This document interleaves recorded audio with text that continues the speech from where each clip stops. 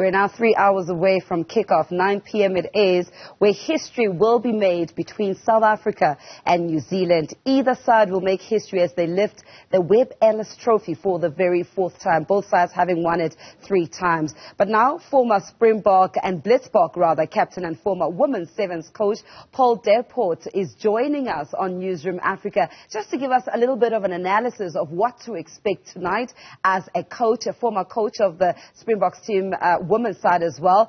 Paul, good afternoon or good evening. Welcome to Newzroom Afrika. Afternoon, Lebo. Thanks so much for having me. I don't know how much help I'm going to be in giving a prediction because I think everyone feels the same. Yeah, I think we all nervous at the moment. We're counting down, but the nerves are really taking over our bodies, our minds, everything as South Africa, as Africa, as a continent at the moment. How are your nerves at the moment, Paul?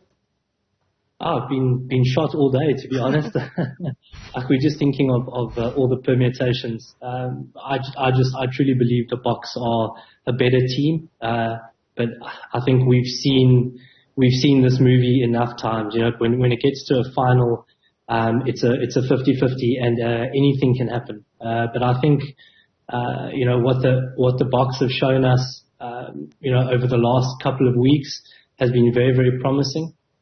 You know, I think going into the World Cup, I don't know if you felt the same level. I think a lot of people felt that the Boks would just demolish everybody. We would just absolutely dominate everybody. And the fact that they've really had to dig deep the last couple of weeks has just shown the character of the team. Because we know they're going to have fantastic plans in place. Rassie and Jacques are geniuses. I think we've got the most balanced team in world rugby at the moment. Even with a 7-1 split, that could be a bit contentious. But yeah, I'm just really looking forward to the game. I think it's going to be an absolutely magical game of rugby. Now let's go back to the final. That's obviously happening tonight, South Africa and New Zealand. It is tipped to be a historic battle. Now, as a former Blitzboks captain and the women's sevens coach, what strategic elements do you think would really be crucial for both teams to secure victory tonight?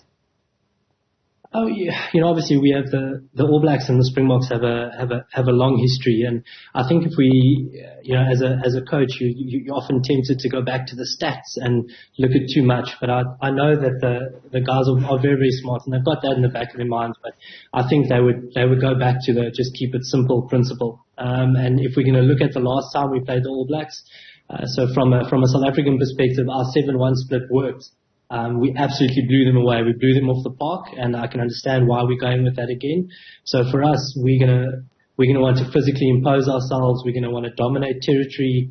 We're gonna really want to put the pressure on them in that first bit. And then for New Zealand, they want to obviously try to do the exact opposite, not to allow us to put them under pressure in their red zones. And possibly even to play a bit of a quicker game and to move us around the park. Again, I don't know if weather conditions are going to allow that, but it's going to be a proper war of attrition. And I think what's really interesting for all of us, Lebo, is that both teams know exactly what to expect. So now it's just who's going to implement their plan in the best way. I absolutely agree with you. It is an open book test tonight. Now, let's look at the captain, Siya Kolisi, emphasizing the significance of the match, and he described it as probably the biggest game of his life. From a player's perspective, Paul, how does the intensity of a World Cup final impact performance? Oh, gee, I wouldn't even know where to start, Lebo. I think, you know, what we as the Springboks are very lucky about is that we have so many guys who have experienced it and have experienced winning a World Cup recently. So I think that's going to stand us in very good stead going into the final. I mean, Siya Kolisi, one just runs out of superlatives when you think of that man. I don't even know how to describe him. He's just a wonderful human being. And what the Springboks have done for us over these past, few weeks has been something truly special.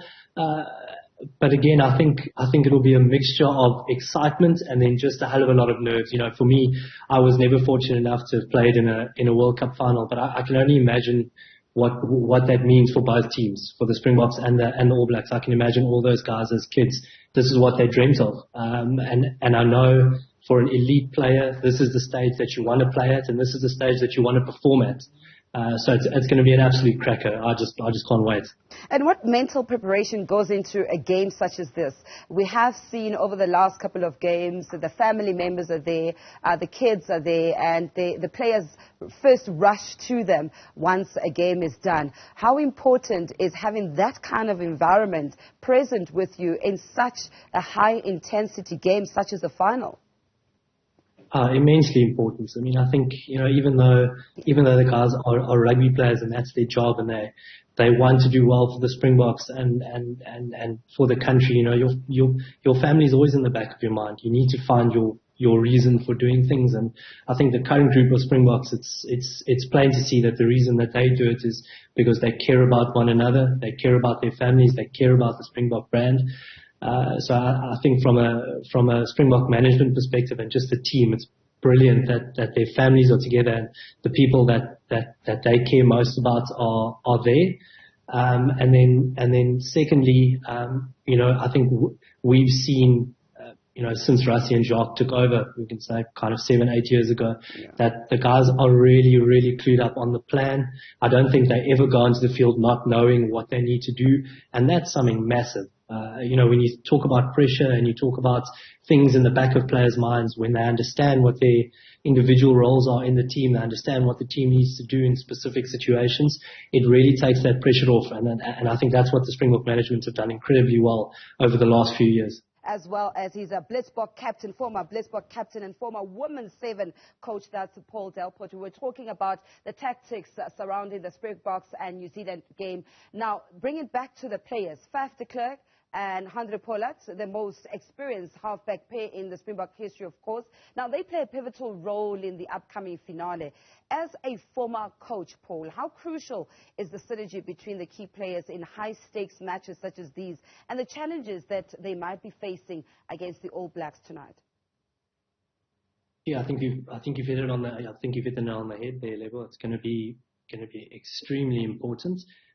And again, I go back to what we touched on earlier, to have that combination of even Dwayne at 8, Faf at 9 and Andre at 10. They've played together so many times. You add Damien de Allende to the mix. The guys are comfortable, they communicate well. They're the type of people that take charge. They're the type of people that want to make big decisions. And again, as we've discussed, there will be a clear plan. There will be, knowing Rassie and Jacques, there will be contingency plans for the contingency plan. So I think the Springboks will definitely have it down. And again, you can see what they're trying to do. They're going back to the tried and tested. We played the All Blacks at Twickenham. We gave them 30 points. And we're going with a 7-1 split. We know how important Andre is in terms of his goal kicking.